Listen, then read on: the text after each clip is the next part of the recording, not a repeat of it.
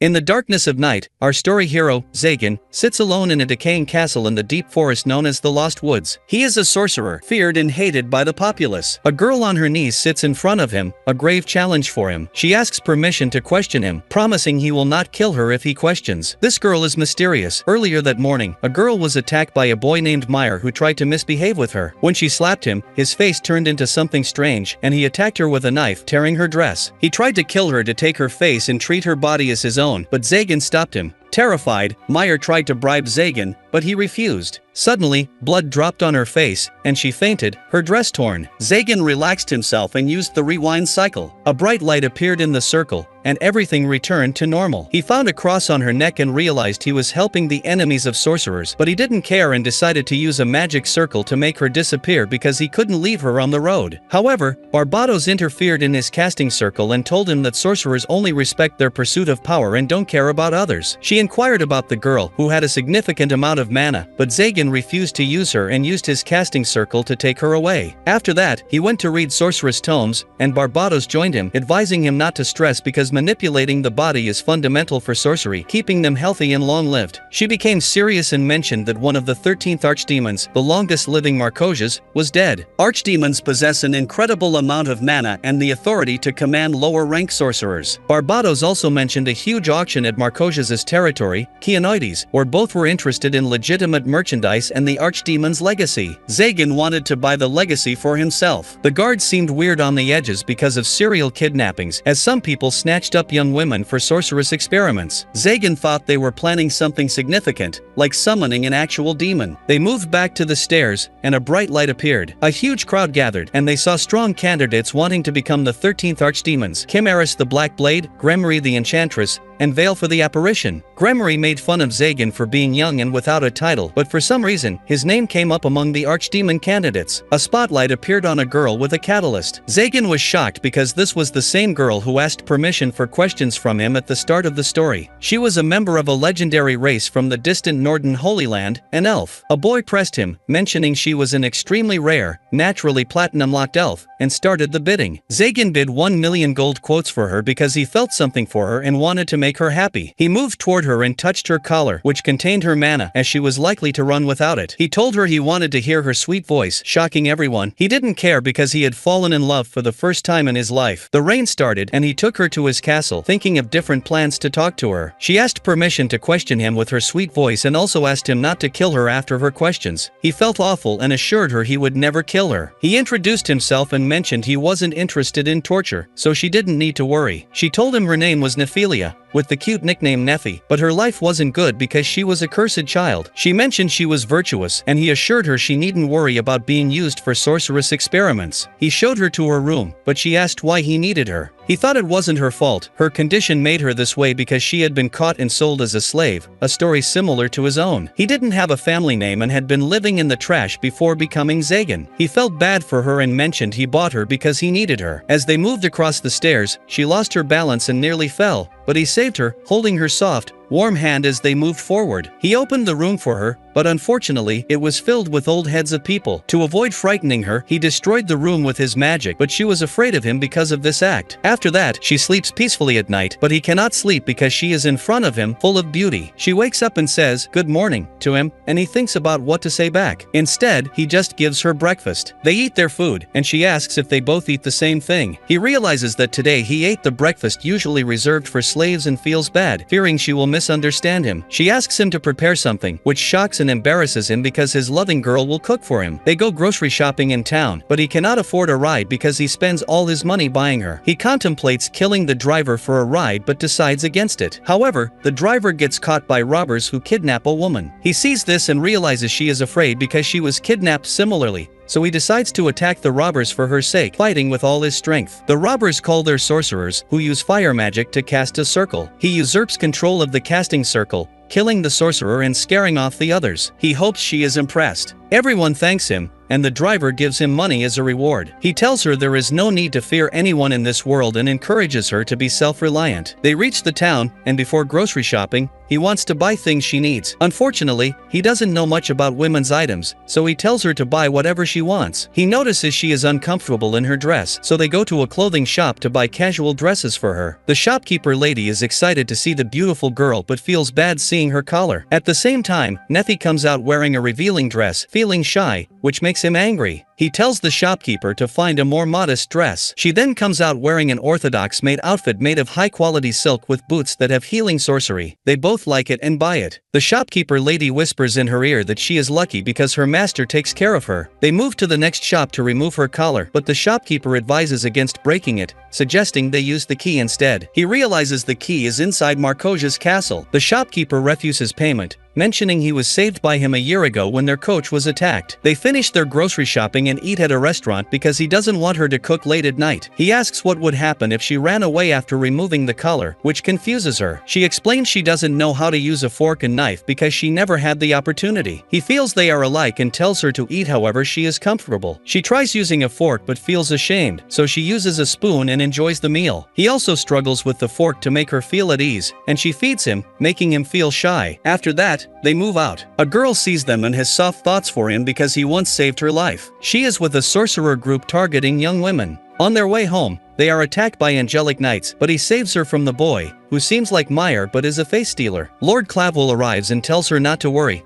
mentioning that Zagan is responsible for the kidnapping. She is shocked and takes on the duty to confront Zagan. The angelic knight Captain Chastiel Lilfist leading the charge. He wakes up to find her waiting for him to eat breakfast. He greets her properly and moves to the dining hall, shocked to see it clean and beautifully arranged. He is happy to see the delicious bread she made and invites her to eat with him, but she mentions she didn't prepare food for herself. He insists on sharing, but since she prepared a seat only for him, he asks her to sit on his lap. She feels shy but does so, and they eat together, feeding each other. Days pass, and he continues studying. She mentions knowing nothing about sorcery, which he finds strange because she has a great amount of mana. He creates a blueprint for a simple sorcery circle, channels mana into it, and creates light. He adds elements to the circle to increase its potential, direct it, and expand its range, creating a bright light. He explains the concept of circuits and answers her questions about adding elements to the center, mentioning it's possible if one can control the mana flow. He says anyone can use sorcery with knowledge. They have a good conversation, and he shares that he uses his powers for survival. He recounts being captured by a sorcerer when he was young and escaping, which made him determined to become strong. She feels bad for never being strong, and at that moment, Chastiel Lilfist arrives with her guards. They approach the castle with swords, breaking the protective barrier. He sees her, remembers their past, and regrets letting her go. He fights the guards, breaking one sword and defeating another. He tells her he won't kill them, intending to instill fear in whoever sent them. She accuses him of lying in attacks, but he hesitates to fight back against a woman. She asserts that sorcerers are oppressors, but he argues that sorcery is necessary for survival. She continues to attack, and he eventually stops her sword, explaining the need for sorcery. She whispers to him to fake his death and abandon sorcery, mentioning she saw mercy in his eyes and thanking him for saving her life. He refuses, concerned for Nephi's safety. At that moment, Nephi arrives, and a guard tries to attack her. He stops the guard but gets hurt. Nephi, upset, uses her power to trap the attackers with branches. He is shocked by her power, and at night she bears her wounds. He finds her power fascinating. She explains her power, called mysticism, which allows tapping into powers beyond nature. She reveals she is a cursed child. She mentions her village is attacked and the villager asks her to save it. After saying this, something breaks apart inside of her head and she is captured without resisting at all. All the people run away to save their lives. She wants to laugh at all of them who called her crushed, and now they all are dying. She feels ashamed but apologizes. He admits he killed the entire village, including the attackers, and reassures her to use her power to become strong. He shares a story about saving a girl from robbers, which taught him the importance of strength for survival. He comforts her, saying he can't imagine life without her, and she gets emotional, hugging and crying. Please subscribe to our channel for the next part.